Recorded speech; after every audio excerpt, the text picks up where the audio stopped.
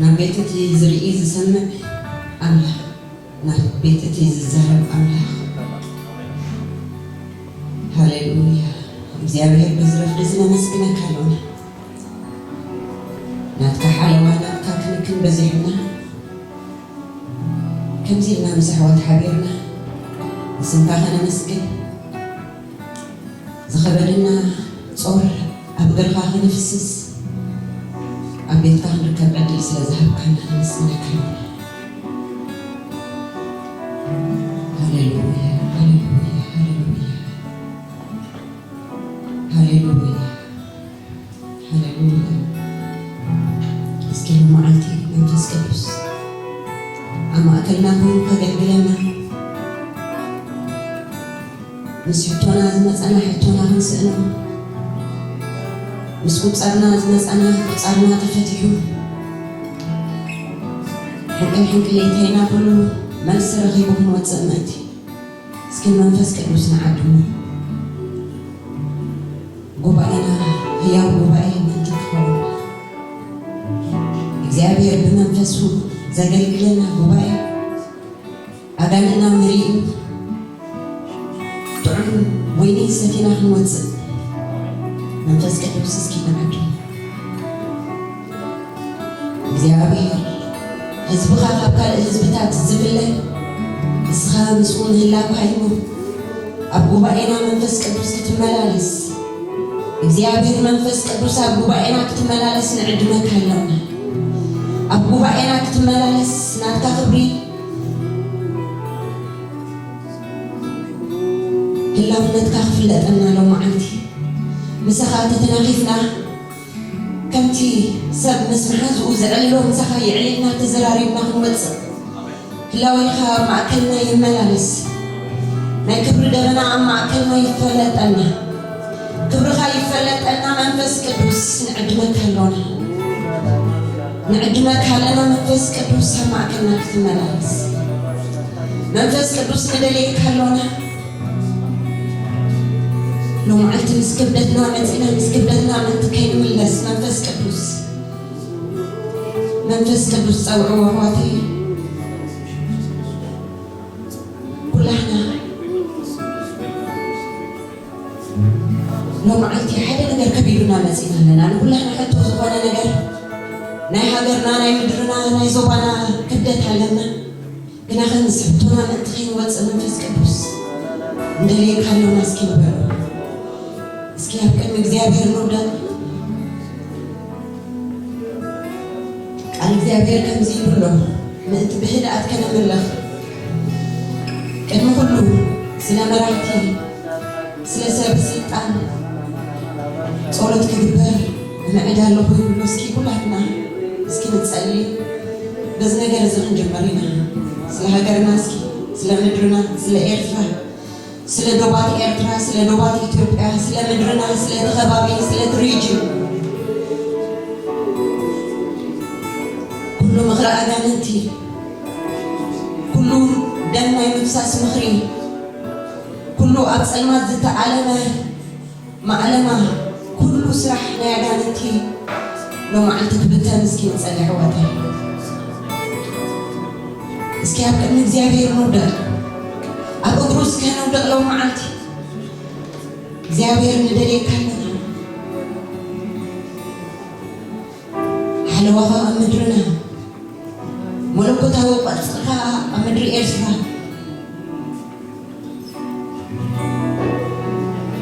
حزبها أنتي سلام كونلو أبوتاتن عديتاتن بدوكم أنتي خصو عمدرنا بغيات على البغيات من أنت خيو بسر حزن على حزن من أنت خيو بسر እግዚአብሔር እንደኔ ካልሆነ ነው ማለት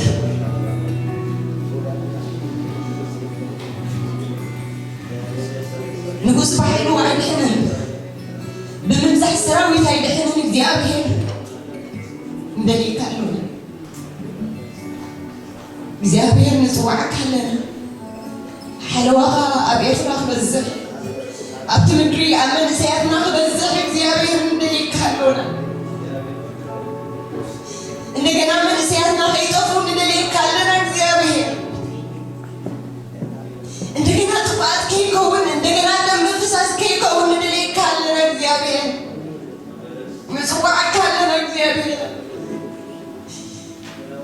دليك خلونا دليك خلونا محرت نلمنا لنا لو معت سلمتنا محرت نلمنا لنا سلرسنا محرت نلمنا لنا سلسنا እግዚአብሔር دليك خلونا እግዚአብሔር صفات سمع الله تريا الله እግዚአብሔርና በኻኒ መለሰለና ተመለሰና እግዚአብሔር ኮሪኻልና ወንተ ወንካ ምሕረትካ በኹራይ ተዓፎኒኻ ከብኩራኻ ምሕረትካ ይቕጥፍ እግዚአብሔር ነዲርካልና ወንተ ወንካ ብነድራይ ትውደኒኻ ንመለሰለና ተመለሰና እግዚአብሔር ረሕራሕልና ስለ ሀገርና እንወድቃለና በእግርኻ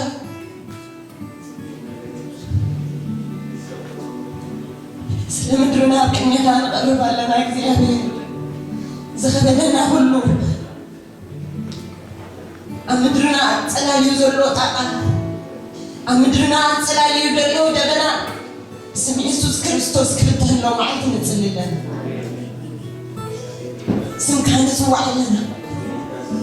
ስምካ ንፅዋዕ ኣለና ስምካ ንፅዋዕ ኣለና እግዚአብሔር ጎይታ ኢየሱስ ስምካ ንፅዋዕ ኣለና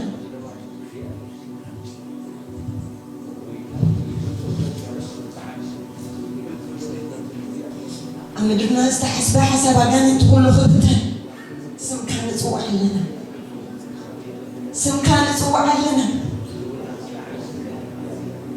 ስምካ ፅኑዕ ግንቢ صنع الريو سمكان يصوع لنا معك سمكان يصوع لنا نمغر أكان انت زبتن سمكان يصوع لنا نمغر يسأل ما زبتن نمغر تفعات زبتن سمكان يصوع لنا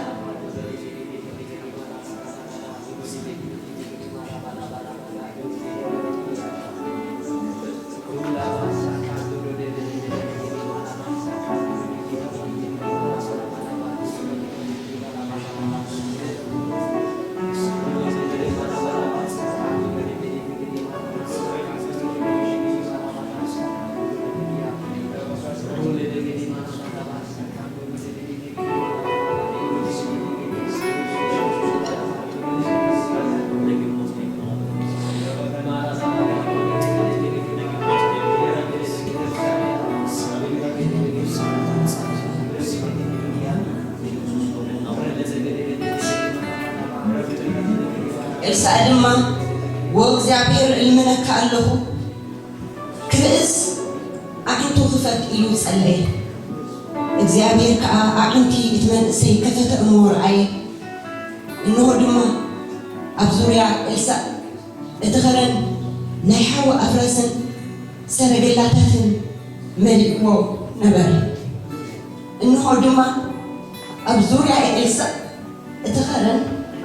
نحو أفرسن سرقلاتن ملكو نبر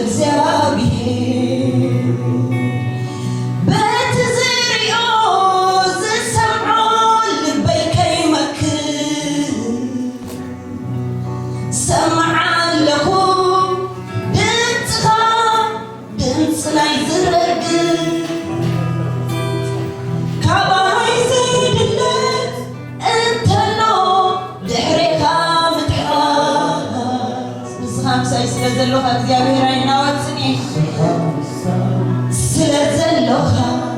ኣይናወፅን ምሳይኻ ዝትስኡኒ ተሸብሮ ከም ንፋስ ድማ ትብትኖ ንእግዚአብሔር ከም ስጋ ንመላለስ ክነስና ከም ስጋ ግና ኣይንዋጋእኒና ኣፅዋር ውጌና ድማ ንምፍራሕ ጽኑዕ ዕርድታት ብርቱዕ እዩ ኣፅዋር ውጌና ንምፍራሕ ጽኑዕ ዕርድታት ስጋዊ ኣይኮነን ኣሕዋተይ በቲ ዝሪኦ ዝሰምዖ ልበይ ከይመክን ሰምዕ ኣለኹ ድምፅኻ ድምፂ ናይ ዝረግድ ካባይ ዝድለ እንተሎ ድሕሪኻ ምትሓስ ንስኻ ምሳይ ስለ ዘለኻ ኣይናወፅን ምሳይኻ ዝትስኡኒ ተሸብሮ ከም ንፋስ ድማ ትብትኖ እግዚኣብሄር ንስኻ ምሳይ ስለ ዘለኻ ኣይናወፅን ምሳይኻ ዝትስኡኒ ተሸብሮ ከም ንፋስ ድማ ትብትኖ እግዚኣብሄር ኣብ ምፍራህ ፀላየይ ኣይነብርን ኣዒንተይ ደኣ ናባኻ የልዕል እንታይ ኣሎኒ ዘጠምት ዕቤት ናይ ጎያ ኣነ ዝሪኦ ንዓኻዩ ኣነ ዝሪኦ ዕቤትካዩ ኣነ ዝሪኦ ክእለትካዩ ኣነ ዝሪኦ ሰራዊትካዩ እግዚአብሔር ዓብዩ ኣሕዋተይ ካብ ነገራትና ኩሉ እግዚአብሔር ይዓቢ ካብ ዘፍራና ኩሉ እግዚአብሔር ይዓቢ ካብ ዘንፀላልውና ኩሉ እግዚአብሔር ይዓቢ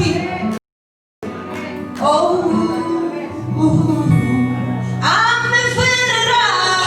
ፀላየይ ኣይነብርን ኣዒንተይ ደኣ ናባኻ የልዕል እንታይ ኣሎኒ ዘጠምት ዕቤት ናይ ጎልያት ኣነ ዝሪኦ ዕቤትካዩ ኣነ ዝሪኦ ክእለትካዩ ኣነ ዝሪኦ ንዓኻዩ ኣነ ዝሪኦ ሰራዊትካዩ እግዚአብሔር ሃሌሉያ እግዚአብሔር ዓብዩ ልዕሊ ዝፈለና እግዚአብሔር ዓብዩ ነቲ ዕቤት ነገራትና ዘፅምት የብልናን እግዚአብሔር ዓብዩ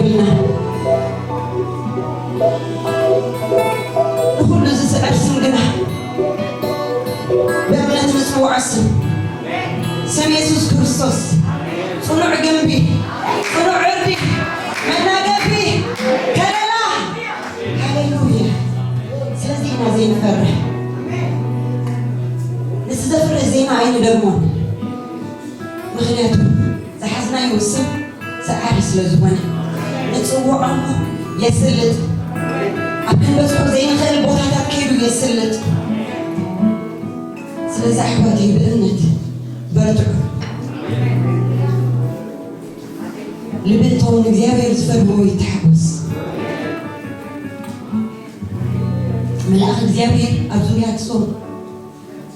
ዝፈሩ ይሰፍር የናልፉካ እግዚአብሔር ስሙ ጎታ ሰራዊት ናይ ሰራዊት ጎታ ሰራዊት አለው እግዚአብሔር ብዙ ሰራዊት አለው ማህላው ወጥ ሰራዊት ይተጽምዝ ወጥ ሰራዊት ስለዚህ እንጽውዕ ኸለና ኣብ ሃገርና ቀጽሪ ይኸውን አመን ሰያና አብሸላና ቀጽሪ ይኸውን አምድርና ቀጽሪ ይኸውን ከባላ ዝድላ ሓደ ነገር ጥላይ ንድምፁ መስማዕ ድድሕሪ ብኸዓ መውፃእ ሃሌሉያ እግዚአብሔር ዓብዩ ኣብዚ ወዲ ናሰዓት መለድ ስለዚ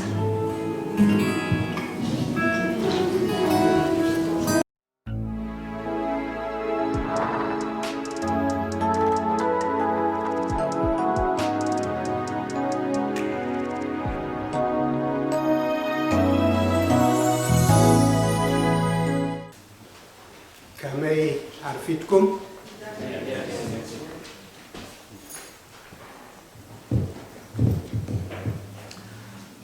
بخريستوس يسوع السلام بلكم أملاح استمسكني يكون اسكي እግዚአብሔር ካዛ ማለት ዚያር ድሚና መልዩ አቤቱ ሆይና ንብልኾ አቤቱ ሆይና ቃሉ ከመሃር እንድል ስለታበና እግዚአብሔር ሰናዩ ይቃላ እግዚአብሔር ሰናዩ ማለት ጸበባሃ አርጂ ቶም አቡ ዙልቆቡሃ ይፈልጦም ይብለና እግዚአብሔር መስከረ መዘምራን በታስ ሲባርኩም ወርካና ሰኒ ማምልኮ አምላክ ተመስገነ ይሁን እስኪ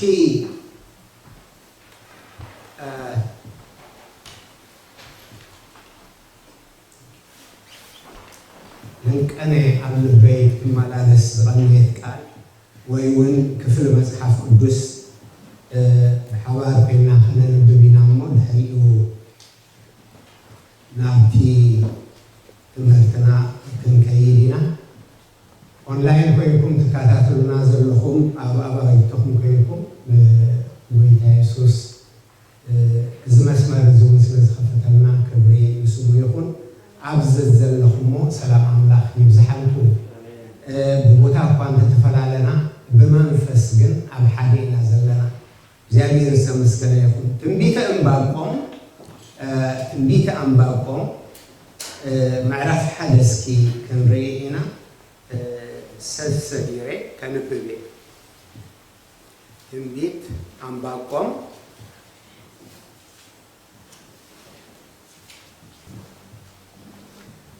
نبي أنباقكم زرعي طور زيو وبزيادير نسخة سمع كان نسخ معاز كأويه أنا عمس إلي نبخة أويه نسخاون أهل حنكان ስለምንታይ አበሳት ተርየኒ ንስኻስ ሕሰም ትጥምት ምዝራፍን ዓመፅን ኣብ ቅድመዩ ባእስን ክርክርን ይለዓል ኣሎ ስለዚ ሕጊ ደኸመ ፍትሑን ከቶ ኣይወፀን እትረሲ ነፃድቕ ከቢብዎ እሞ ስለዚ ፍርዲ ቀኒኒ ይወፅእ ኣሎ ተነገረኩም እኳ ዘይተኣምንዎ ግብሪ ብመዓልትታትኩም እገብር ኣለኹሞ أما كالأحزاب رأيهم تأمتون تجرون تدنون أنه زيناتهم من نابري كورسو أبسف مدري زخلوا مرر تنفتونات النزبي كلا داويان كتنسي سنجر فقد عسر تخلت كنببي وأግዚአብሔር أملاخي قدسي كاتنتي نسخبيكم كان نحنا الموتين وأግዚአብሔር نفردي أمبر كيوم التخوحي نمقصعتي سرت كيوم عندها أكوي نمرأي أزين صورياتين أبسخ التمت أيكون كان ስለምንታይ ነቶም ጠለምቲ እትጥምቶም ከመይከ እትረሲ ነተኻቡ ዝጸድቕ ክውሕጦ ኸሎ ትምትብል ከመይሲ ንሰባት ከምቶም ዓሳ ባሕርን ከምቶም ገዛእ ዘይብሎምን ለመምታን እትገብሮም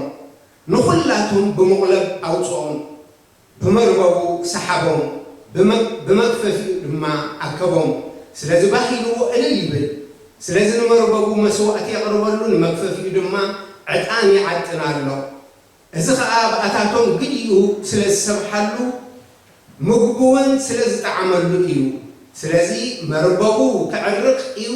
ኩሉ ግዜ ዶኸ ንህዝብታት ብዘይ ምሕረት ክቐትል እዩ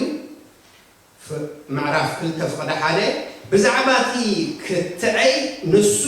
እንታይ ከም ዝዛረበንን ኣነ እንታይ ከም ዝምልሰሉን ተጠንቂቐ ክርእስ ኣብቲ ምሕለውየይ ደው ክብል ኣብ ልዕሊ ግንብውን ክቐውም እየ እስኪ ንጸልይ ሃሌሉያ ኣምላኽና ህያው ስለ ዝኾነ ሕዋተይ እግዚአብሔር ኣሎ ደስ ብለን ህልው ኣምላኽ ኢና ንምለኽ ከምቶም ኣዒንቲ ዘለዎም ዘይርእዩ እዝኒ ዘለዎም ዘይሰምዑ ኣፍ ዘለዎም ዘይዛረቡ ብሃማት ዘይንቀሳቐሱ ዘይጥዕኑ ኣይኮነን እግዚኣብሄር ምድርን ምልአታን ናቱ ዝኾነ ኩሉን ብኩሉን ኣብ ኩሉ ስፍራ ማዕረ ዝርከብ ተጸዊዕ ዝሰምዕ ተለሚኑ ዝምልሽ ረዳኢ ተበጃዊ ሃሌሉያ ከምዚ ዝበለ ጸድዒ ስለ ዘለና ከምዚ ዝበለ እንባ ስለ ዘለና ከምዚ ዝበለ መድሓኒ ስለ ዘለና እግዚአብሔር ባክ ብለና ይግባእ ሃሌሉያ ሃሌሉያ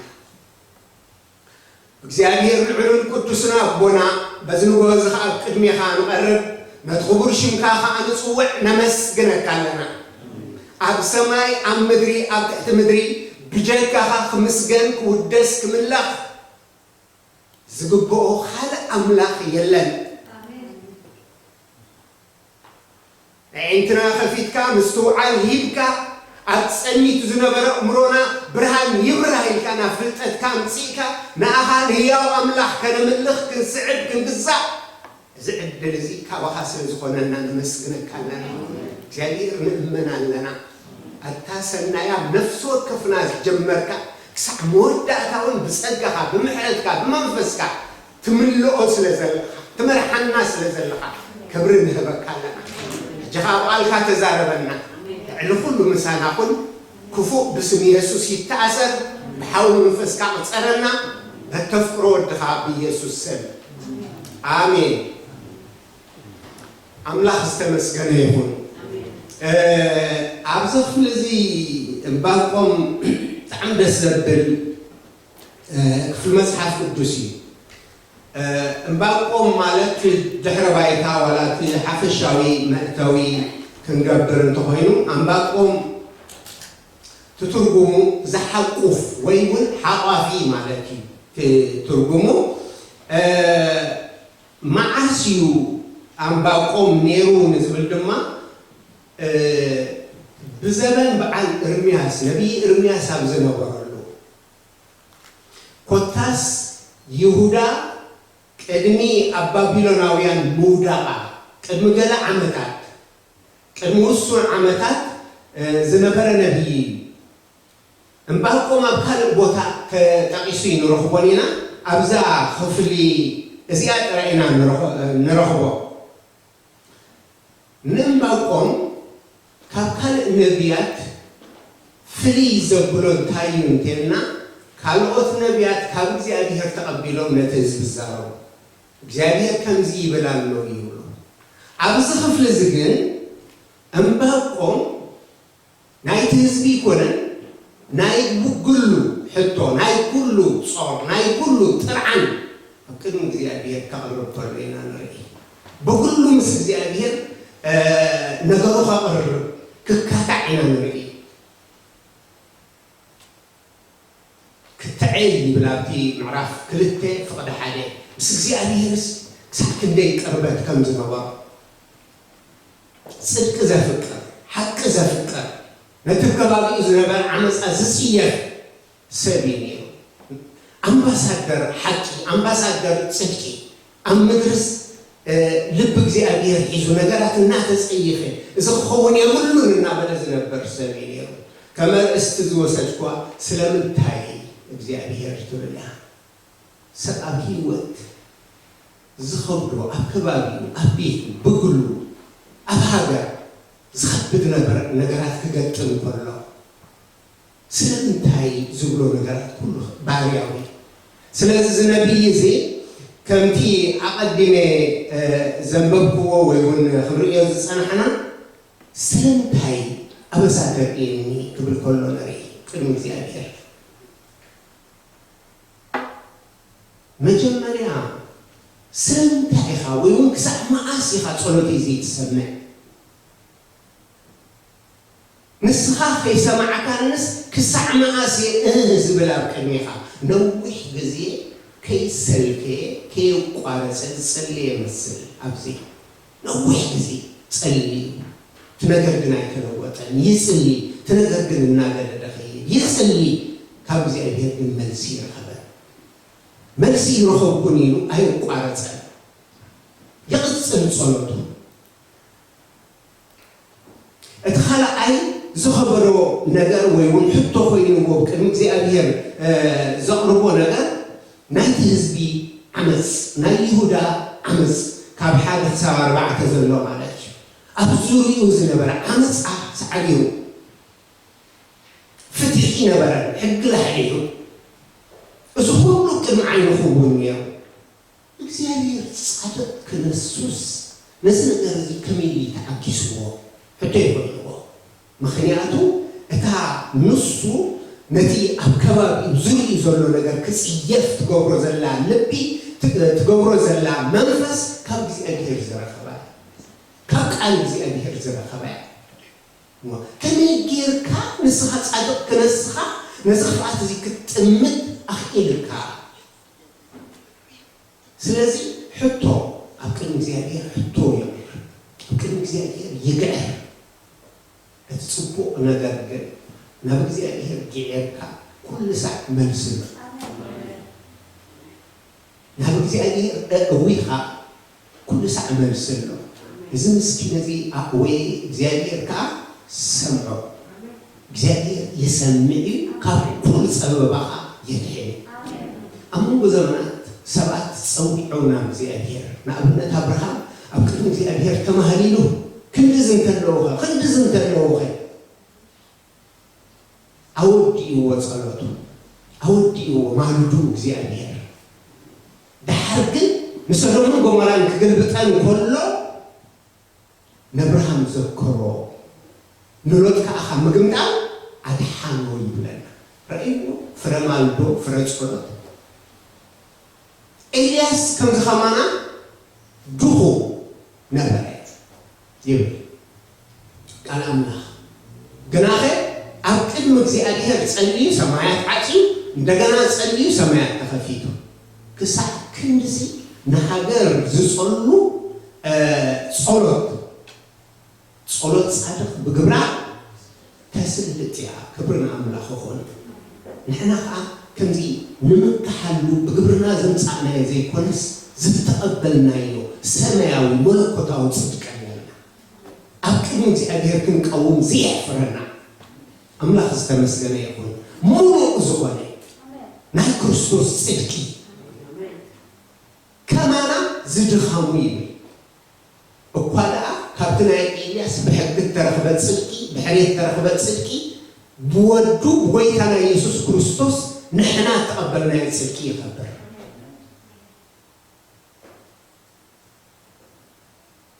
ስለዚ እምባቆም ኣብ ቅድሚ እግዚኣብሄር እዚ ሕቶታት እዚ ዝጥርዓን እዚ ኣቕሪቡ እግዚኣብሄር ይምልሽ እዩ ፀዋዓኒ ክመልሰልካ እዩ ዝብል ብኸምኡ ፀዊዕካ ነገርካ ተበቲኑ ይተርፈኒ ነገር ተበቲኑ ይተርፈኒ ኣምላኽ ይመስገን እግዚኣብሄር ይሰምዕ ይምልሽካ ክብሪ ንስሙ ኣብዚ ፍቕዲ 5 እንተ ነገርኩም እኳ ዘይተኣምንዎ ግብሪ ብመዓልትታትኩም እገብር ኣለኹ ኢሉ ክምልሸሉ ከሎ ክዛረቡ ከሎ ንእምባቆም እግዚኣብሄር ክምልሰሉ ከሎ ርግፅ እግዚኣብሄር ምናልባት ሰባት ትዝደለየ እዋን ሰብ በቲ ዝደለየ መገዲ ከይምልሽ ይኽእል ንሱ ኣምላኽ እንድዩ መዓስ ምልስ ብኸመይ ይምልስ እሱ ፈለጥ ኣብዚ ግን እንታይ ዝብሎ ዘሎ እንተ ነገርኩም እኳ ዘይተኣምንዎ ግብሪ ብመዓልትታትኩም እገብር ኣለኹ ባቆም ኣነኩብ ስራሕ እየ ዘለኹ እግዚኣብሄር ሰራሕተኛ ኩሉ ሰዓት ይገብር እግዚኣብሄር ኩሉ ሰዓት ግብሪ ኩሉ ሰዓት ስራሕ እዩ ዘሎ ንሕና ግን ኣይነስተውዕሎ ንሕና ግን ኣይንርእዮ ንሕና በታ ዝሓንፀፅናሉ መገዲ ብኣኽ መፂና ንፅበ እግዚአብሔር ግን አምላክ አምላክ ሰማይን ምድርን ዝመልአ አቱም ሰባ ዝኾነ ነገር ከረኸለኹሲ ምድርስ አብናታ አክሲስ ከምዚ ስፒን ክትገብር 1600 ኪሎሜትር ፐር አወር ከምዚ ትዘውር ዛዘለና ያ ምድር ያልኮ ከምዚ ንሓዲና ብሰላም ኮፍ ኢልና ኣለና ንሳ ግን ኣብ ሰዓት 1600 ጊዜ شونكولل أبزوريا صحيكا دارجا 160 كيلومتر أبسعة ونشاف نحن نقول سلام نبرالله رأي مسرح زيادة السوق صراحة السوق اللي زحزه كم زيلو نشح عمدات يقد سلام مزي እግዚኣብሄር ዶኪንዎ ብስርዓት ከሐልይዎ በቃሉ አጽይሩዎ ንቃሉ ተገዚኡ ሸንኩለል ዝብል ዘሎ አባና ግን ፍርሒ አባና ግን ስባል አባና ግን ዝኾነ ነገር ከይሕደረ ዝኸይድ ዘሎ እግዚኣብሄር ዝሰርዖ ኣዝዩ ሰፊሕ ዓቢ ንምርድኡ ንምብፅሑን ብጣዕሚ ልዕሊ እምሮይ ኣብትናህና ናይ ውልቅና ኣብ ናይ ሃገርና ናይ ከባቢና ሽግር ከተምፅኦ ከለኻ أزي دكير እግዚአብሔር أزي دكير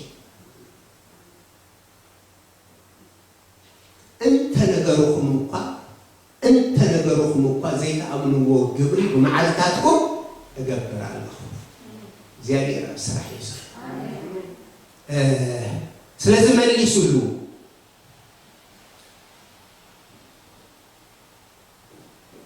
دحر እግዚአብሔር مستزاربو وእግዚአብሔር አምላኬ ቅዱሴ ደስ ብለህ ዓላማ ላልሱ ከቢድ መልስ እንዲመልሱሉ ከምት ተጸበዩ አይመለሰሉን ከቢድ መልስ ይመልሱሉ መጽኤና ግናቱ ወእግዚአብሔር አምላኬ ቅዱሴ ካጥንቲ ንስኻደ ኮንካን ንሕና አይንመውትን ኢሉ ግን ደህሪኻ ሐሳቡ ክገልጽ ስለምንታይ ነቶም ጠለምትስ እትጥምቶም ከመይ ከተረሲ ነተኻቡ ዝበልጽ ክውሕጦ ከሎ ትምትብል ከመይሲ ንሰባት ከምቶም ዓሳ ባሕርን ከምቶም ገዛእዚ ኩሎም ናምታን እትገብሮ ሕጂ እንታይ እዩ እግዚኣብሄር ኣብ ይሁዳ ክፈርድ እግዚኣብሄር ኣብ ይሁዳ ጽድቁ ኸርኢ እምባቆም በዚ ጸኒዩ በዚ ይጸልም ነይሩ መልስ እግዚኣብሄር ግን እንታይ ነይሩ ኣብ ፍቅዲ 6 ታሪክና እነሆ ዘይናቶም መናበር ወርሱስ ኣብ ስፍሕ ምድሪ ዝኸዱ መረርትን ፍጡናትን ህዝብ ከለዳውያን ከተንስኢ ኢልዎ ከለዳውያን ደኣኸመይ ጌርካ ተተንሳ ኣብ ልዕሊ ህዝብኻ ክርአ ከሎኮ ይሁዳ እኮ ትጸድቕ ካብኦም እዚኦም እኮ ኣረሚን እዮም እዚኦም እኮ መምለኽቲ ጣዖት እዮም ኢቱ ርዲኢቱ ኣብቲ ቃል ተዘይተጻሕፈ አይሁድ እኮ ሕሹ ካብኦም ስለዚ ከመይ ጌርካ ኢኻ እትረሲ ነቲ ካብኡ ዝጸድቕ ክውሕጦ ከሎ ትምትብል ከመይ ጌርካ ነዚኦም ሰሕሊፍካ ትበልና ሕጂ እውን ካልእ ሕቶ ሕጂ እውን ካልእ ጥርዓን ሕጂ እውን ካልእ ግድን ኣብ ቅድሚ እግዚኣብሄር ከቕርብ ከሎ ስለዚህ እምባቆም ትኻልኣይ ሕቱኡ ካብ 12 ጀሚሩ ክሳዕ ፍቕዲ 1 ምዕራፍ 2 ፍቕዲ 1 ዘሎ ኣብ ቅድሚ እግዚኣብሄር ይቐርብ ካልኣይ ሕቶ ካልኣይ መስርዕ ሕቶ እንታይ ኮይኑ ካብቲ ንሱ ዘሰቂዮ ዝነበረ ሕማምስ እቲ ተኣዘዘ ፈውሲ ዝገደደ ኮይኑ ስለዚ ከቢድዎ ከመይ ጌርካ እግዚኣብሄር ዝተመስገነ ይኹን እግዚአብሔር ተሓቲቱ ዝምልሽ አምላክ ትዝገርመኩም ግን ስለምንታይ እናበለ አምድለጋር ኮይኑ ስፍሩ ይሐደ ሎም አንቲ ከዛኸረኩም ደል ነዊሕ ዓመት ዝጸለኹም መልስ ዘይረኸብኩም ኣብ ስፍራኹም ኮይንኩም እግዚአብሔር ተጸበይኩ ኣብ መሕለውኹም ኮይንኩም እግዚአብሔር ተጸበይና እምባቆምኩም ይሄው ብዛዕባ ትኽትዐይ ንሱ እንታይ ከም ዝዛረበንን ኣነ እንታይ ከም ዝመልሰሉን ተጠንቂቐ ክርእስ ኣብቲ መሕለው ደው ክብል ኣብ ልዕሊ ግንቢ እውን ክቐውም እየ ሳይ ደስ ዘብልካ ሕቱኢ ተመለሰን ጸሎቱ ተመለሰን ልማኑ ከምቲ ዝደልዮ ኣይኮነን ግን እግዚአብሔር ብጽድቂ ከም ዝፈርድ እግዚአብሔር ብቅንዕና ከም ዝዳኒ ኣብ ጥርጥር ይብሉ ስለዚህ ጾይ ነገር ካብ እግዚኣብሄር ክረክብ ኣብቲ መሐለዊ ኣብቲ ዝበረኸ ቦታ ከምዚ ከተማሲ ከምዚ ቀፅሪ ነይርዎ ቀደም ወይ ግንቢ ነይርዎ ትመሐለዊ ኣብዚ ኮይኑስ ነቲ ከባቢኡ ዘማዕብለሉ ብኸምኡ ይስእሎ ዘሎ ኣብቲ ዝበረኸ ቦታ ኣብዚ ብዙሕ ህዝቢ ኣሎ ብመገዲ ርእሱ ዝኸይድ ብዛዕባ እግዚኣብሄር ግዲ ዘይብሉ ገጽ እግዚኣብሄር ዘይደሊ ሽም እግዚኣብሄር ዘይፅውዕ ንሱ ግን ኣብቲ ዝበረኸ ቦታ ኮይኑ እግዚኣብሄር ኢሉ ይፅውዕ እግዚኣብሄር ይመስገን ስለዚ ኣምላኽ ፍትሒ ክሳዕ ዘውፃለይ ንኽልተ ዓይነት ናይ ልቢ ሕቶ ክሳዕ ዝምለስ ኣብ መሐለዊ ዶ ክብል محلوينا أي نقدف سفرنا أي نقدف كمل سيسولتنا እግዚአብሔር ያቢ እትንሉ ምኖን ጊዜ እግዚአብሔር ግን ዘራአለኝ እትንሉ ምኖን ነገር ረኺብና ከምቲንስ እግዚአብሔር ኩልና ምስ እግዚአብሔር ሕብረት ሃልኢና ንዓልቦ ውሽጥና ፍሕ ዝብሎ كم يكون هذا حاجة زي زرخة كايون حزب كايد زلمن وحبهم يبلا يكون ننفسه كعبر الله خلنا سلازي أصريخا أتتلو منو خنفات عن الله مخانو أني خاخد سيل خلقا جاري أبسعد ناتو مدد يمنش زي تخل حكي أملاخ استمسكنا يكون أبزي ينبقر እንባቆም ኣብ ስፍራ ይኮይነ እግዚአብሔር ክጽበ ይኽብል ከሎ ኢና እንርኢ ሕቶ ኣለዎ ኣብ መጽሓፍ ቅዱስ ኣብ እግዚአብሔር ስለምንታይ ዝብሉ ሰባት ስለምንታይ እግዚአብሔር ክፉኣት ከምዚ ዓብሊሎም ዓመፃ ከምዚ ዓብሊሉ እናብሉ ዝዛረቡ ቅድሚ እግዚአብሔር እዩ ዝብሉ ናይ እግዚአብሔር ቅዱሳን ነይሮም يو عسران حدن انترينا عسران حدن كاب شدشته جميرو حنت تقصد راي كري حنت تقصد راي عسران حدن شدشته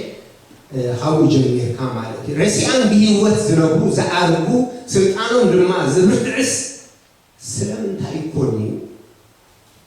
النابلة يزارب كمون أساف أم مزمور 73 أتي كاب فقد خلت تجميرنا خمرية وخلنا تعمل حتى خونه بزوري زولو النجر نفسه تسكع بتزري يوزنبرة بتسمع زنبرة أتصبق نجر زيادة أمد نجار أي حد كامل برهان مسبرها الله دمسو مسسمعه እግዚአብሔር ትክክል ኢኻ ብዛዕባ እዚ ክሓስብ ኣብ መቕደስ ከዓ ምስኣተኹ መፈፀምቶኦም ምስ ተረዳእኩ ይብል ኣብ መቕደስ ኣትዩ ቅድሚ እግዚአብሔር ቀሪቡ ናቶም መፈፀምታ እንታይ ምዃኑ ፈሊጡ ለካ በቃ ኣብ ሸታሕ ደሮ ይብል ደው ኢሎም ዘለዉ እዞም ዝለምለሙ ዝመስሉ እዞም ዝዓንበቡ ዝመስሉ እዞም ዝዓብለሉ ዝመስሉ ለካ ኣብ ሸታሕ ቦታ ኢኻ دور بالخير دنقل كود كيلو دنقل حالفين يوم أمور داتا زي فلتات نتي مخرج زي بهر زي قانون منيو أنا خايف لو كيستو على بس إحنا تزاري بيه لحد بس زي بهر الساعة مع كل خانري كل سب حساوي እግዚአብሔር ከሐቀኛ መሆኑ ይረኸብ በመጽሐፍ ቅዱስ እግዚአብሔር ኩሉ ሰዓት ሐቀኛ ሰግድ ይጋል ብዙ ስለምንታይ ንብሎ بعين እግዚአብሔር ግን ጽድቅ ትክክል ሆነ ወልወል ናብ ጽድቅ ዘሳጋገር ናብ ኩሉ ነገር ዘሳጋገር ሆነ እስራኤላውያን ስኒ ብዝርግሕቲ ብልዕልቲ بناي ملحن كنسب كالجبسي እግዚአብሔር ድንቅን ተአምራትን ጌሩ አውጽዮ ከትርባ አንደማ ለይተኻብ አንድ ሐውና መርሐ ማለት أبجمجم كأي بحر مسقط حدنا تاخوين تفعلنا أبجمجم كأي بحري بزحهم بتحري يوم كأ سلاي تزحية الشفرة لا يتوسي أكيد هو سلسل مونغو أديو تقوى نتي أنا السبب بزيا مقابر أبدو ستسعين دي بزم ساكنا مريكا موت كنتفق وي بعين እግዚአብሔር ግን እታهم ሞተቲያ ቅልጽም እግዚአብሔር ዙሪ ኢላያ ምድሓን እግዚአብሔር ዙሪ ኢላ ቀይሕ ባህር ዝቀላላ ድሒኑ ንዘለዓለም አት እግዚአብሔር አምላኹም ኮይኑ እግዚአብሔር ጽላሎም እግዚአብሔር ጓሶኦም ኮይኑ ናቲ ናይ ተስፋ ምድሪ ዝሳበሩ ለያኔራ ጸላእቶም ዝድፈኑ ለያኔራ ጸላእቶም ቶም ዘፍርሕዎም ክቐትሉና እዮም ዝበልዎ ዝቕበሩ ለቦታ ያኔራ ረእዩ حد زي بعين سب كفرن بعين እግዚአብሔር كفرن بقي ዝጸበበ ወጥሪ ሆነ ዝመስለካ መንፈለት ናብ ዝደምቀ ብርሃን ተሰባበረሉ ናብ ብርሃዋ ተሰባበረሉ ሆነ ፈለል ናይ ዓመታት ስቃይካ ተቐምጢቱ ተደርቢው ጸላእትኻ ተሕደግርኻ ተረጊጾም ኣብ በርህ ወፂካ ትመላለሰሉ ሆነ ፈለል መንፈለት እግዚአብሔር صدق بمدى ببلع زخيد بيونات ملاقت زنو تيجون كوك زيادير تقف سبعين ليني نسو أملاح زقومرو فلت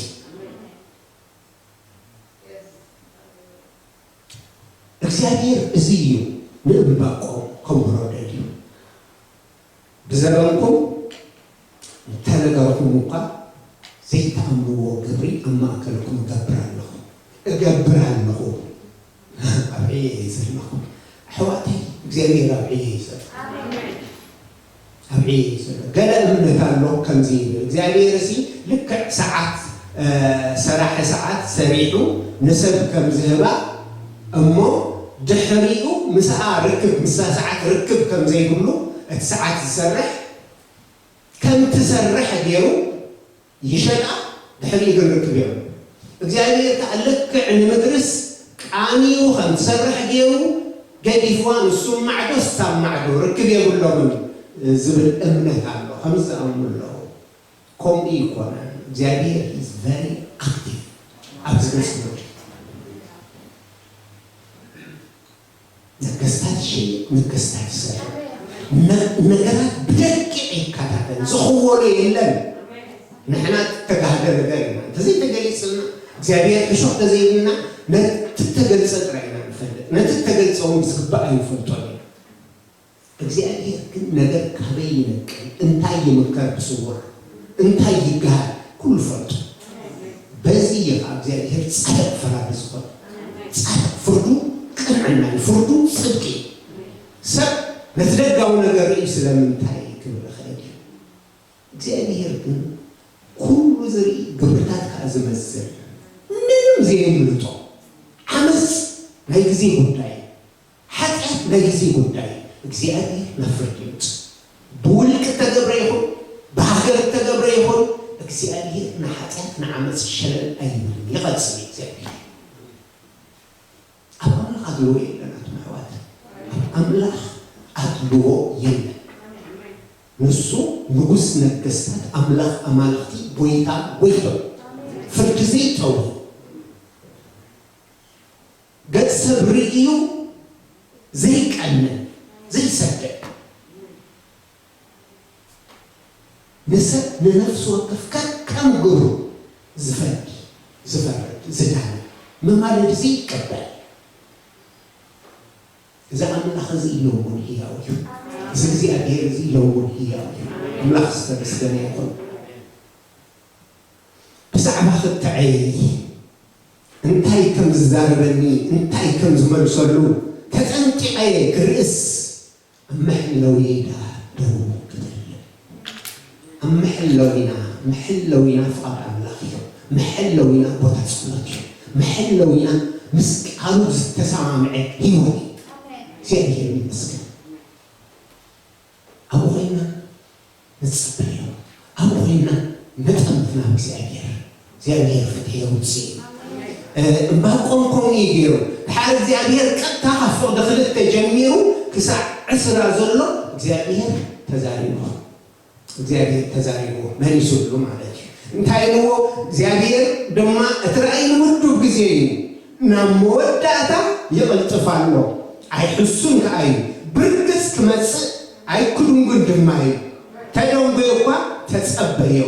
ስለዚ ብጉያ ክንበብሲ ነቲ ራእይ ፀሓፎ ኣብ ሰነዳታት እውን ቅርጾ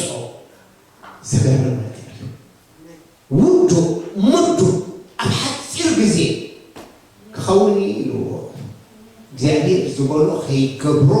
ዘዳናጉዮ ዝዓግቶ ማንም የለን እሱ በለ ኮነ ከዓ እሱ ኣዘዘ ቆም እግዚአብሔር ይመስገን እዚ ያምላኽና ስለዚ ኢልዎ ጸሐፎ ውዱ ነገር እዩ ጸሐፎ ብቋንቋ ሰብ ዝደውየ ይመስል ግን ክመጽእ እዩ ኣብ ሓፂር ግዜ ክመጽእ እዩ ስለዚ ጸሐፎ እሞይነበ ክዳሎ ዝግባኦም ይዳለው ክነቅሑ ዝግባኦም ይንቅሑ ክትስኡ ዝግባኦም ይተስኡ ክንስሑ ዝግባኦም ይነስሑ ጸሐፎ ሰሌዳ ተረፍ አለሁ ሳብ አሜን ፍርዲ አብዘልዎ ተረፍ አለሁ እግዚአብሔር ነትናቱ ነገር ዝምልኡ ዘሰጋግሩ ተረፍ ይሐድል ስለዚህ ይሁዳ ተረፍ አለሁ ነትተረፍ ከይወሓጥ ምእንቲ እዚ ነገር እዚ ቀልጢፍካ ጸሐፎ ይነበብ ዘንበለ ዝተዓዘዘ ክድሕል እግዚአብሔር ተመስገነ ይሁን እግዚአብሔር ከአትምድ ነጋሩ ተረዲኡ ትኽትዑ ትልቡም ክባሉ ተረዲኡ እንታይ ልዎ ኣብቲ ፍቕዲ 4 ጻድቕ ግና ብእምነቱ እዩ ዝነብር ኢልዎ ጻድቕ ብምንታይ ይነብር ብእምነቱ እዩ ብሂወት ዝነብር ሃሌሉያ ሃሌሉያ ጻድቕ ብእምነቱ እዩ ዝነብር እምነት ከዓ እግዚአብሔር ምድጋፍ እዩ እምነት ከዓ ተስፋ አምላኽ ኩሉ ወይ ሓቂ ኢልካ ምስማዕ እዩ እምነት ከዓ እግዚአብሔር እዩ ኢልካ ብምሉእ ልብኻ ኣብኡ ምድጋፍ እዩ ባህርያት እግዚአብሔር ተረዲእካ እዋ ሓቂ ኢልካ ደው ምባል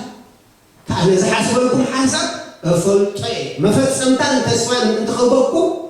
ሓሳብ ድሓን ዳእምበር ናይ ክፉእ አይኮነን እዚ ዘለዓለማዊ ሓቂ ስለዚ ኣብዚ ጽኑዕ ዘይልወጥ ባህርያቱ ደው ኢልካ እግዚአብሔር ተስፋ ጌርካ ምጽባል ነገራት ኣብ ኢድካ ይኮነን ኣብ ኢድ ኣምላኽ እዩ ዘሎ ድኹም ክነሰይ ድኹማት ክነስና ጸሎትና ግን መሬት ከንደቕደቕ ኽእል እዩ መልሲ ጸሎትና ግን ነትዓብይ እግዚአብሔር አንቃሳቂሱ ናባና ክመጽእ ክቀባበለና ኽእል ስለዚ ጸሎት ጻድቕ ብእምነት ይዝነብር እምነት ከዓ ነቲ ዝርአይ ትርእያ ትዝርአ ተስፋ ዘቆረጽ ትዝርአ ትዝስማዕ ተስፋ ዘቆረጽ እምነት ግን ኪኑ ያትኸይድ ኪኑ እግዚአብሔር ይኽእል እዩ ያትበል እግዚአብሔር አሎ ያትበል እግዚአብሔር ነገራት ካብ ቁጽጽሩ አይወጽእን እዩ ያትበል እምነት እግዚአብሔር ዓብይ አምላኽ እዩ ዘሎ ነገር ስት ክኸይድ ኣይሓድጎን አምላኽ ናይ ስርዓት አምላኽ ሃሌሉያ ዝገርመኩም እምባቆም ኣብ ምዕራፍ 1 ክትዕ ምስ እግዚአብሔር ሕቶ ዘይተመለሰ ሕቶ ዘይተፈጸመ ድልት ኒሮ ሕቶ ሰጊርና ኣብ ምዕራፍ 3 ክንርኢ ከለና ግን ብፍላይ ካብ ፍቕዲ 3 ንድሓር ኣብ መዝሙራት እዩ ምዕራፍ 3 ካብ ፍቕዲ 3 ክሳዕ መወዳእታ መዝሙር እዩ በአውያት ጀሚሩ በምድንጋር ጀሚሩ በጥርዓን ጀሚሩ ኮምፕሌን በመግባር ጀሚሩ بمسكانا وديوه تاريخ يغير እግዚአብሔር ታሪክ ይغير እግዚአብሔር ታሪክ ይغير أموداتا زلو كان بغنكم فضع عسى شوعة جميعك بلس أي كتعن ببن أبتاخد ويني فرع أي كهلون فروليع كتألم قرهو مقبي أي كهبن إيو أباقيع كاب جنبه اختفاء أحاول أبدن بيتات كسانا ين أنا قنا بإግዚአብሔር بكبل بأملاخ من حني إلى الكبرية እግዚአብሔር أتقويتا حيلي إيو نصو نقاري كما إراب يبرن أتبريخ بوتايون كملا نسني إيو أحواتي أبسين شروع خويني زمئمان زي زمئمان زلخ أبسين شروع خويني نسخبر لنبو كد صادق بأمنات سلزنبر እግዚአብሔር ተደግፉ ሁሉ ንሰብ ዘድል ነገራት ቤዚክ ኔሰሲቲ ዝባሃል ኩሉ ወላ አይሃሉ ይሉ ኩሉ የለን ይሉ ወላ ኩሉ ዘድልየኒ አብዛ ምድር እዚኣ አይሃሉ ይሉ አነ ግን በእግዚአብሔር ባክብዬ حقيقو بزح دموز كهلوكا بزح تريد كهلوكا بزح حبزا مدري سبز حبو سنو نفر كهلوكا حما غيكونا بتقولو مجزئين أنا قنا بكزيابير باكري زي وسد حبتي زي وسد حبتي هاليلويا زي وسد ما نمكن نزوع زي كئل بعد خامدة زي تنتين እግዚአብሔር አይሐድገኝ እግዚአብሔር አይጥንጥኝ ስለዚህ እንባቆም ናቱ መሰረቱ ተመለሱ ህቶን የሩዋ ወወ ህቶን የሩዋ ዘይ ተመለሰ ጸሎት የሩዋ ወወ የሩዋ ነገራት ከምዝደየው አይኮነን ወይ ኮነን እግዚአብሔር ግን አይለወጥ አሜን እግዚአብሔር አይተለወጥ እቲ አጋባብሩቲ አሰራሩ ምስተናቱ ሊሌት አይተሳምዐን ሆውን ጊዜ ስለዚህ علم كبير يلوك بأملاخ مدحاني علم كبير እግዚአብሔር تقويتا حيلي حواتي እግዚአብሔር حيلنا أب كمزي زبل قوة كورونا وسخة خيدا لو زعبا مدرنا نسمع صبوع نقر يكونا እግዚአብሔር نحيل حيلنا እግዚአብሔር ይሁን زخونا هناتات تمس እግዚአብሔር زلنا ነገር كزرفو فقال አምላክ تمس እግዚአብሔር زلنا سلام تمس እግዚአብሔር زلنا حጎስ تمس እግዚአብሔር زلنا أمونتون تنكحتن نهانا زي تملسليت نهانا حطو نهانا هناتات كتنكير يقولون الصوت كحلو له سوزل ألماوي هناتات نبزي زخوناتات زخسقال نبرة خطوني كم زخونات زي እግዚአብሔር موقف صبوا نجا زحبوس نجا كوسي يكالي نمبقون كميلو نمبقون أب عرف حدا بحطه تمليز نبرسة أم عرف سلسته أم مزمور أم مسكنان زقته أب معرف كلته እግዚአብሔር أرأيون لبون سلوتك على سلة تزارون عرفوني معرف كنت فضع عسرت ربعته كم تي مات نمعمق بحري زوال بقو مدري بفلتة كبر እግዚአብሔር كتملئ يا أيوة እግዚአብሔር إذا عجي عمس عبيلوها بعمس تخدينا زلا مدري انت أخذكونا بفلتة እግዚአብሔር كتكدنا بخبر እግዚአብሔር كتكدن أمين أحوات يخيل እግዚአብሔር كيلو يخول هو كم زبارة له شو بحر الزون زخول أم تفقد عسرة جناخه እግዚአብሔር القدس مقدسه يخلى مدرخات ميو صقتبال እግዚአብሔር مقدس إيو أبتزي جاس زفار أتمنى كتنكيو زيك محضر أو إيزولو زود سقط إزازة زود سقط على كأخلو بسلطة كبر مسؤولي يقول إذا مسترد أن بقوم لبوكتيو حرمس እግዚአብሔር ተሳሚዑ عم نعرف سلسته فقد خلته كم زين وእግዚአብሔር تسمعكني سمعكم فرحكم تسمعكني سمعك فرحكم وእግዚአብሔር نعيوها أما كل عمتات هياو جبرو أما كل عمتات أفلتو بقطعها محرت ذكر بقطعها محرت ذكر حراي نسخة كل تجبرو بالسلكي نسخة حق إن أملاخها نسخة تجبرو تفلتها سلازي إليه بعض بل بتسمع كانوا قا سمعي أنت فرحك خمسة هو እግዚአብሔር نعيوها مأكل عمتات هياو جبرو هياو جبرو حراي هياو جبرو أما أكل عمتات أفلتو نحاتيات كتكتسع تقطيعك كتكتسع كلها محرت كذكر ملاحظ تمسكني محرت ذكر حدرها موضعتي تعرفين يهودا بديلا بدي زغاد بدلنا بكنداويان غيرك تقصع لها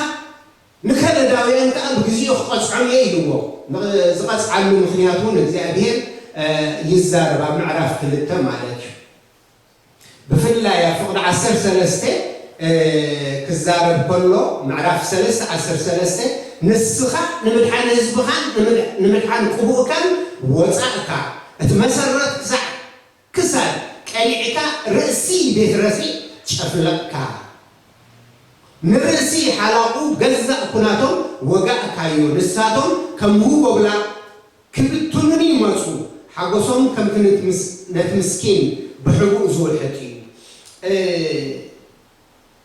السخاسيلو رأسي بيت راسي شفلك أمونغو زمنات أمونغو عمتات نعيوها نتقبلك هياو كبرو كلاتشو أتا نعيهود بزين حسياز قد قطت بابلون እግዚአብሔር ከአብቲ መልአት ጊዜ ትምልአት መስበጽሐ ተአምላክ ዝመደወ ጊዜ መስበጽሐ በአሱራውያን ጌሩ ሓምራውን ኩዋረዶም ከሎ ከጥቅጦም ከሎ ድሕሪ አሱራውያን ግሪክ ከምጽእ ከሎ ድሕሪ ግሪክ ሮማውያን ከምጽእ ከሎ እግዚአብሔር ብስርቱ አይካከል ኩሉ ከምቲ ንሱ ዝሓንፀፆ ኩሉ ከምቲ ንሱ ዝበሎ ይኸውን أملاخ تمسكني سلازي أمباقوم بزيك السماء كله بارك كله ببخياتك بقى تجمري بقوياتك بقى تجمري بمسكنا حسوا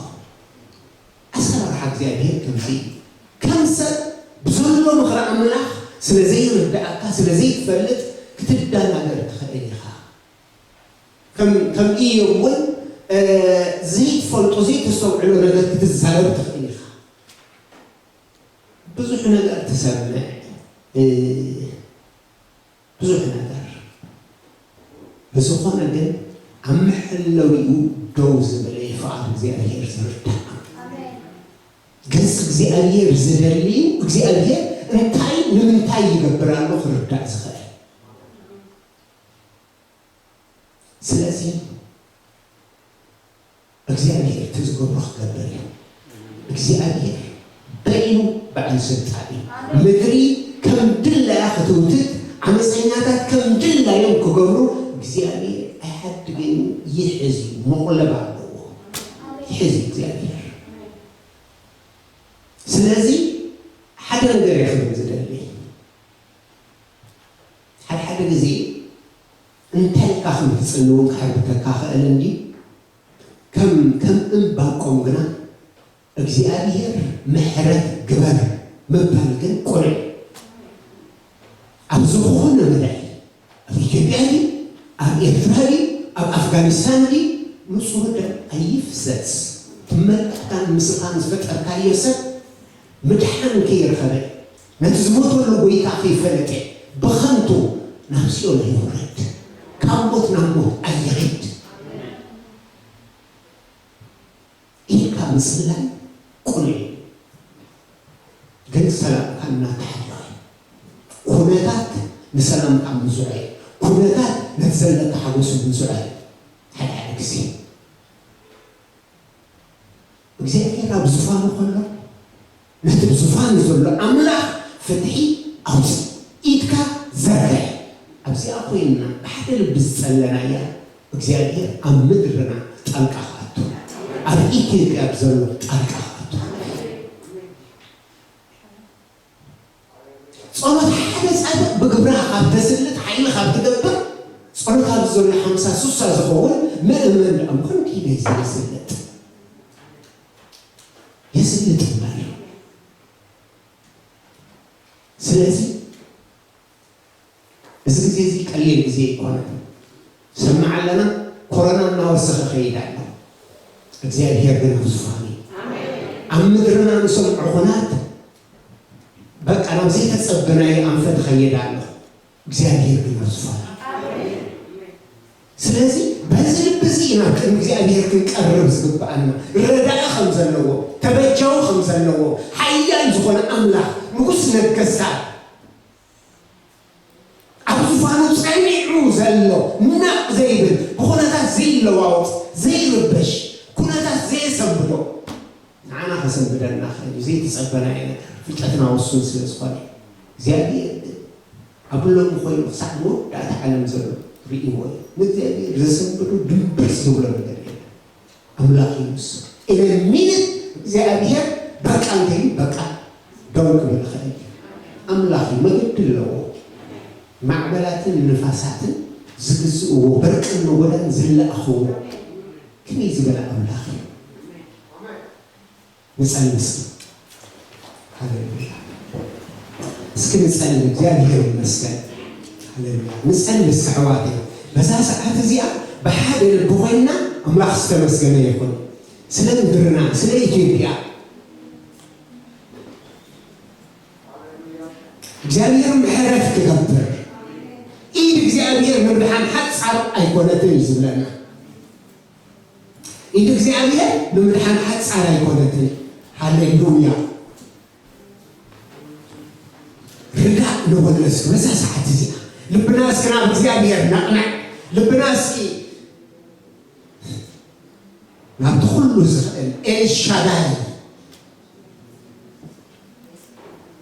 ዝኾነ እግዚአብሔር ናቕናዕ እሱ እኮ ተስፊና ኣሎ ኣሕዋተይ ديتكم زبلش بصلوات اللمامة مسلنا يمسكنا أملاخ فلات أمبار بقلقوا أيدي تجلقوا شنكتنا زوسر أملاخ صورنا زن كمان الأملاخ منفس أملاخ عبزلو وحرنت عنه بحرنت كل مرالس حراز وزعنا أملاخ هاليلويا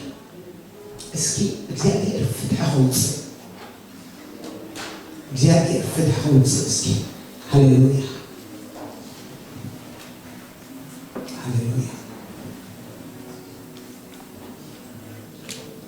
سباسر رماين الجو كتصوعيمو بزعبا مدرنا بزعبا الزلو خنتات كتصلينا يسكي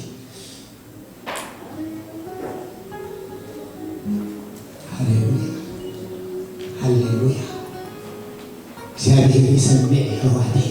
እግዚአብሔር ይርኢ ሕዋቴ እግዚአብሔር ሞት ሓደረሲ አይፈቱን ይዕዋቴ እግዚአብሔር በጣም ዝፈራ እግዚአብሔር አብዝፈራ አለው ከሆነ ምስክለቱ ሙሳሐድ አይተነውት ሰላም ቆተበለ አምላክ አብያለ አምላክ ያብዝፋኑ ስተሌ ማንሱ ይከተል هاليلويا نسمعوا بزور زيت أبكم أبكم ذات كل مع السلطان እግዚአብሔር ነገራት ገላበት ዘተገኝ እግዚአብሔር በይኝ ሃሌሉያ ኢየሱስ ያህወቴ ኩነታትና ኃይለታነት አንሳ ዘጭ ነገር ኩነታትና ከበና አብድናይ ኤልሳ እዋን ምስኪን ይሆነው ምስኪን ጌሓዚ ዝሪኦ ዝነበረ ናይ ፀላኢ ሓይሊ ኣጨኒቑ ከሪቦ ተስፋ ከምዘይብሉ እዩ ኤልሳ ግን ዝጥምት ዝነበረ ሓይሊ ኣምላኽ ሰራዊት ኣምላኽ ሃሌሉያ እግዚአብሔር ምስ ሓይሉ ሃሌሉያ ኢየሱስ ኣብ ስፍራን እሱ ኣይለዋወጥን ዘምልኾ ኣምላኸይ ሃይደክማ ይህንን ኣብ ስፋሉ ንሱ ኣይለዋወጥን ዘምልኾ ኣምላኸይ ሃይደክማ ይህንን ሃይደክማ ይህንን ሃይደክማ ይህንን ሃይደክማ ይህንን ሃይደክማ ሃይደክማ ይህንን ሃይደክማ ይህንን ኢየሱስ ሃይደክማ ይህንን ሃይደክማ እግዚአብሔር ዘላለማዊ እግዚአብሔር ዘላለም እስከኩናት ኩነታትና ንዓና ይብሽና ኣምላኽና ኣብ ዝፋኑ ኣሎ እግዚአብሔር ዘላለማዊ እግዚአብሔር ዘላለማዊ ጌታ ኢየሱስ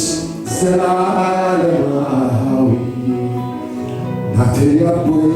ዘላለማዊ ሃይደክማ ይሕለን ሃይደክማ ይሕለን ሃይደክማ ይሕለን ሃይደክማ ይሕለን ሃይደክማ ይሕለን ሃይደክማ ይሕለን ሃይደክማ ይሕለን ሃይደክማ ይሕለን ሃይደክማ ይሕለን ጌታ ኢየሱስ ሃይደክማ ይሕለን ብንወስከ ሕወተይ ሃይደክማ ይሕለን ሃይደክማ ይሕለን ሃይደክማ ይሕለን ጌታ ኢየሱስ ኣመድዎ ኢየሱሰይ ኣብ ስፋልካ ዘሎ ሃይደክምካን ሕጅወን ሃይደክማ ይሕለን ጌታ ኢየሱስ ሃይደክማ ይሕለን ግብቲ ዝነብር ሕጅውን ይኽእል እዩ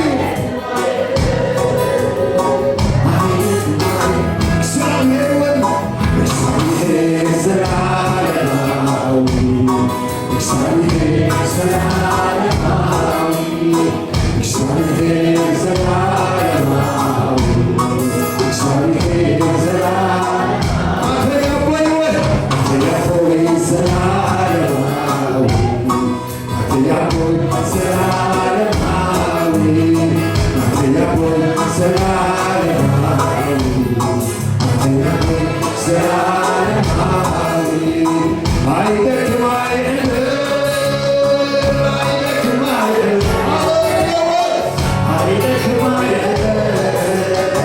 ሃይደክማ ይሕለን ሃይደክማ ይሕለን ኣተይ ጌታ ኢየሱስ ሃይደክማ ይሕለን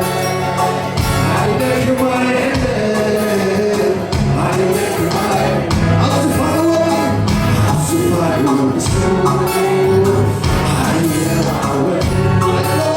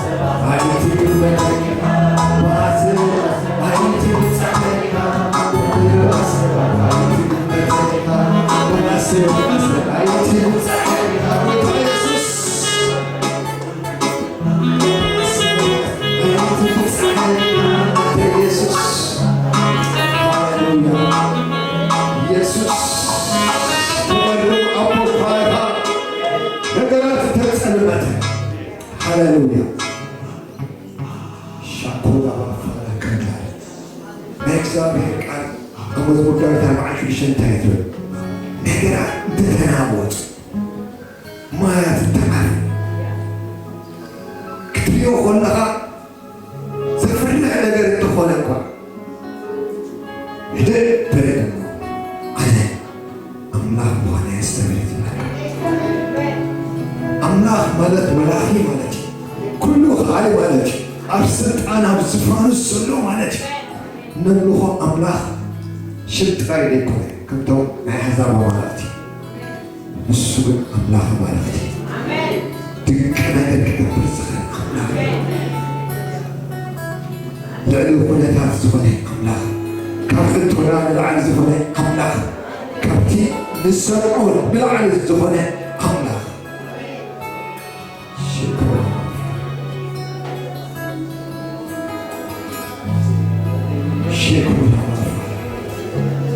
አምላክ ህያው ይነስ አይደለም ካለችውን አለህ ትሰርሕ አምላክ እትሓይ አምላክ ሕጂውን እግዚአብሔር ሆይ አይዳውና ናበኻ ነልዕለና አይትና ናበኻ ነልዕለና ነገራትና ክትፀብቕ ትኽእል አምላክ ንስኻ በይንኻ ንሰምዖ ዘለና ነገራት ከተህድእ ከተፀብቕ ትኽእል አምላክ ሓደ ንስኻ ኢኻ ጎይታ ኢየሱስ ንስኻ ኢኻ መስፍን ሰላም ዝተባሃልካ ሰባት ሰላም ከምፁና አይክእሉም ጠመንጃ ብረት ሰላም ከምፃልና አይክእልን እዩ ደም ፍሳስ ሰላም ከምፃልና አይክእልን እዩ ጎይታ ኢየሱስ ኣብ ዝፋካ ዘለኻ ሰላም ንስኻ ኢኻ ሼኮላማ ፎላባሽ ነገረይ መሰለይ ወዳኻ ጻድቕ ፈራዲ ኾንካ ድማ ኣብ ዝፋንካ ተቐመጥካ ዝተባሃለልካ ጎይታ ኢየሱስ ሕጂ ብዝፋን ዘለኻ ነገራት ኩሉ ክቋረፅቲ በይንኻ ኢኻ ናይ ህዝብና ነገር ናይ ሃገርና ነገር ንዓኻ ሒዝና ንህበካ ኣለና ናይ ኢትዮጵያ ነገር ንዓኻ ሒዝና ንህበካ ኣለና ኣብ ቀርኒ ኣፍሪካ ንዓኻ ንሸነካ ኣለና በኢየሱስ ክርስቶስ ሽም ኣንበት ሰዓት እዚ ይጽልይ ኣለኹ ሽም እግዚአብሔር ጽኑዕ ግንቢ እዩ ጻድቕ ድማ ናብኡ ሃሊሙ ይዕቅብ ተባሂሉ ተወልትና ንስኻ ሽምካ ንዓና ፀግዕና እግዚአብሔር ሆይ ሽምካ ንጽዋዕ ኣለና ነገራት ተጠብቐልና ንስኻ ስለዝኾንካ ንዓኻ ንጽዋዕ ኣለና ምስ ኩነታት ልብና ኣይውሰን ክእለትካ ንተኣማመን ኣለና